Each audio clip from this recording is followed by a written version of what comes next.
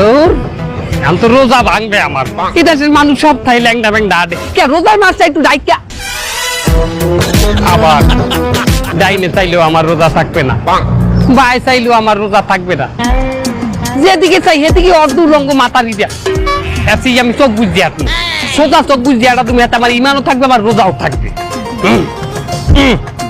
যা আল্লাহু আকবার বিসমিল্লাহ।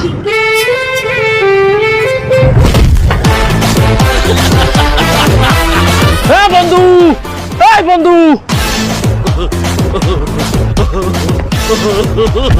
তুই কি রোজা রমজান মাসে দিনের বেলায় মদ খাইছিস নাকি? আমি মদ খাইছি মানে মদ না খালি তুই দিনে দুপুরে ফিলারের সাথে চাক্কালি কেন? আমি চোখ বুঝে আটতে আছি। বুঝতে পারিস তোর নেশা মনে হয় এখনো কাটিনি।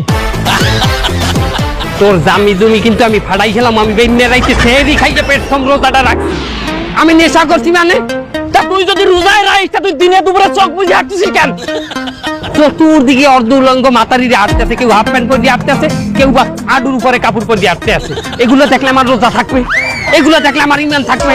শোনো বন্ধু, এটা বাংলাদেশ না, এটা বিদেশ। এই জায়গায় সবাই এইরকম ভাবে চলে, তোমার এটা মানে নিতে হবে। তোর একটা ভালো বুদ্ধি দি শোন, একবার তাকালে কিছু হয় না, তুই যার দিক তাকাবি একবারই তাকাবি, দ্বিতীয়বার আর তাকাবি নি, তাহলে তোর গুনাহ হবে না।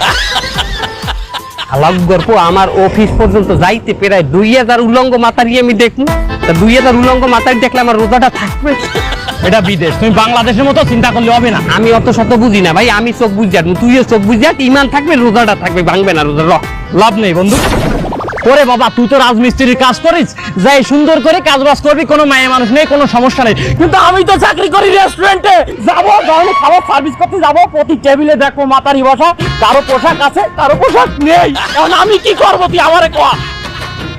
তুই রেস্টুরেন্টে ওই অর্ধুলঙ্গ মাতারি গো খাবার সার্ভিস করো?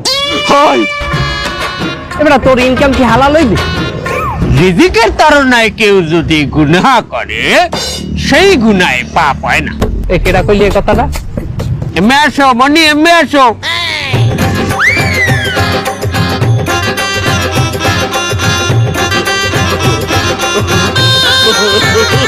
বস। নিচে কাকু আপনি কি কইলেন কথাটা?